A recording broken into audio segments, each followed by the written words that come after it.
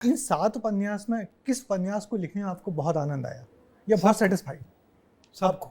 अगर आनंद नहीं आता तो लिखता ही नहीं। जी। और मैं उपन्यास क्यों कहूँ, मैं अगर एक छोटी सी रचना जो मुझे किसी ने होली अंक के लिए मांगी, किसी ने, मैंने लिखी बहुत है। हाँ, लिखा मैंने बहुत है। कॉलम हाँ, साला हाँ, बिल्कुल। 10 साल तक कॉलम लिखे हैं, जो आप करीब करीब हर वीक लिखते थे। हाँ, हाँ। पर ऐसा कभी नहीं हुआ कि यार कॉलम चूंकि जाना है तो अब लिखना है यार, चला जाए। वो बैठे हैं अशोक कुमार जी वहाँ पे इंडिया टुडे, वो कहेंगे यार अभी तक आया नहीं। उनको था, वो कहते थे अशोक कुमार जी कि यार आप एक आदमी हो जिसका मुझे पता है आ ही जाएगा, मुझे आज तक कभी कहने की जरूरत नहीं पड़ी, आपका कॉलम वहाँ आ जाएगा। क्योंकि मेरा था कि इतने दिन में भेजना है।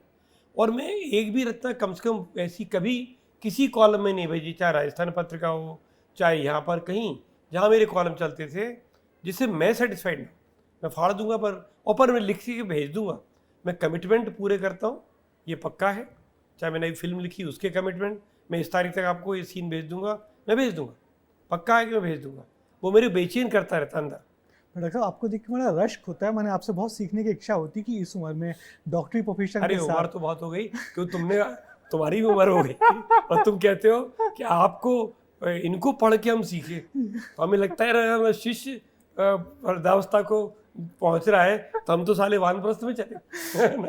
यानी कि आप लगातार, डॉक्टरी का पेशा है आपका, आप रोज हॉस्पिटल भी जाते हो, 7 उपन्यास भी लिखते हैं, कॉलम्स लिखे हैं आपने और फिल्में लिख रहे हो। और तो उपन्यास से फिल्में लिखना कितना अलग है? फिल्म अलग चीज़ है, पर मैं फिल्म राइटिंग में इसलिए जा पाया, मुझे एक ज़माने में फिल्म बनाना का मन था कि मैं फिल्म के डायरेक्शन करूँगा। जब मैं बिल्कुल आज से 30 साल पहले, जब मैं भोपाल आए था 40 साल पहले, तो यहाँ ब्रिटिश काउंसिल लाइब्रेरी होती थी। जी जी। उसमें एक पूरी फिल्म क्राफ्ट की एक वो सेल्फ थी। था, जी, हाँ जी।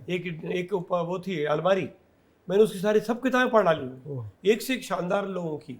फिल्म के साउंड, फिल्म की editing, 10 best screen plays of the world, मैंने बहुत पढ़ी उस समय, कि मेरा मन बहुत था कि मैं फिल्म लिखूंगा।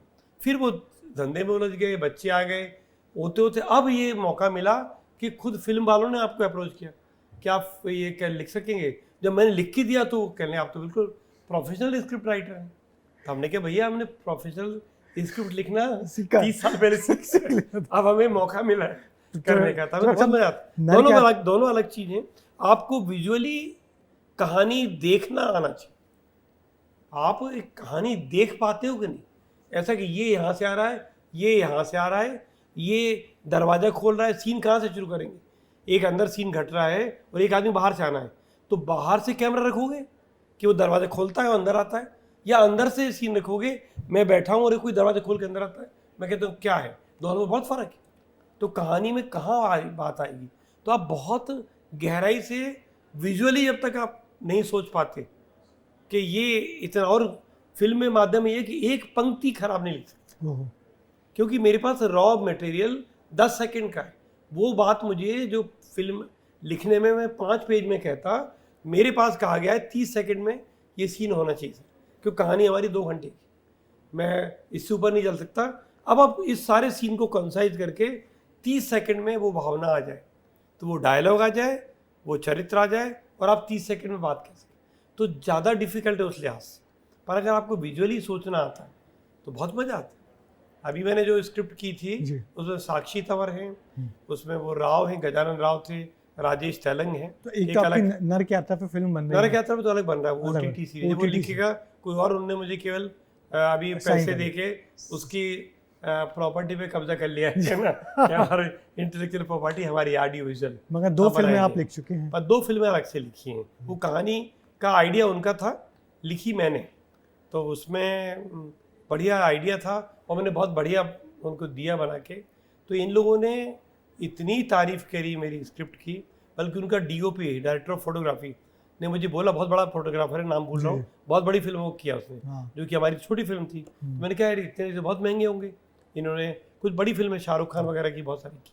तो उसने कहा, मैं नाम भूल रहा हूँ, मैं जब शूटिंग पे 3 दिन के लिए गया था इलाहाबाद उस शूटिंग को देखने, तो उसने कहा सर रुक जाइए, पहले घुसते हुए फिर शूटिंग चल रही थी, ये अरविंद बब्बल उसके डायरेक्टर हैं। बब्बल ने कहा सर DOP आपसे मिलना चाहते। हम तो DOP भी नहीं जानते थे, हम तो मानते फोटोग्राफर, डायरेक्टर ऑफ फोटोग्राफी। तो DOP ऊपर की स्क्रीन पे था तो नीचे उतर के आए, सर मैं बस आपसे मिलना चाहता था, ये मैं फिल्म केवल आपकी स्क्रिप्ट के कारण। क्या बात कि आपने स्क्रिप्ट इतनी अच्छी लिखी है कि कैमरे में बहुत मजा आए, है जी। तो मुझे फिल्म का एक अलग मजा है। नेक्स्ट आपका जो नया उपन्यास है, एक तानाशाह की प्रेम कथा, तो बहुत ही मैंने तानाशाह और प्रेम कथा, ये कैसे संभव है? हाँ देखो, एक तो ये जब आइडिया मेरे मन में आया और इसका नाम ज़्यादातर मेरे उपन्यासों की नामकरण बाद में हुआ, पूरा उपन्यास करने के बाद कि यार क्या लिखें, क्या उपन्यास का नाम दें।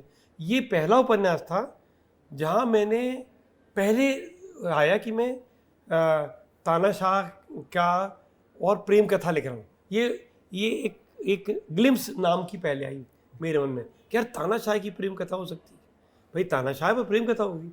वहाँ से लिखना शुरू किया, फिर मैं और गहरे में उतरा, बल्कि मेरे जीवन की ये पहली प्रेम कथा है। पत्नी को समर्पित की है आपने? हाँ, नेचुरली कि अपने जीवन में प्रेम तो मैंने सबसे पहले उन्हीं के थ्रू समझा कि प्रेम क्या होता है। तो मैंने प्रेम में जब गहरे समझा तो मैंने कहा प्रेम में तानाशाही भयंकर आती। मैं अगर तुमसे बाप है, आपसे बाप और बेटे का प्रेम है, अगर बेटे को बहुत प्रेम करता है बाप, तो उस प्रेम में थप्पड़ भी मारता है। उस प्रेम में वो कहता है नहीं तुमको यही बनना है ब्रजेश, तुम ये नहीं करोगे, इसमें ज़्यादा है, तुम तो IAS बन के देखो, तुम ये क्या कर रहे हो, तुम लेखक बनना चाहते हो, तुम बेवकूफ़ हो क्या, उसमें क्या पैसा रखा है। तो ये तानाशाही है। क्यों? पर वो आप उससे कहो तुम क्या बात कर रहे हो, वो कहते तू जानता है ज़्यादा कि मैं बता, मैं तेरे लिए कुछ गलत चीज़ सोचूंगा, मैं तुझसे प्रेम करता हूँ और तू समझ ही नहीं रहा बात को कि सब प्रेम में किया। तो हम प्रेम में कब तानाशाह बन जाते हैं पता ही लगता है। और ऐसे ही देश प्रेम में देश का जो मेन आदमी है वो कब तानाशाह बनता है उसे खुद पता है। तो ये कहानी प्रेम और देश प्रेम में आदमी कैसे तानाशाह बनता है उसकी कहानी।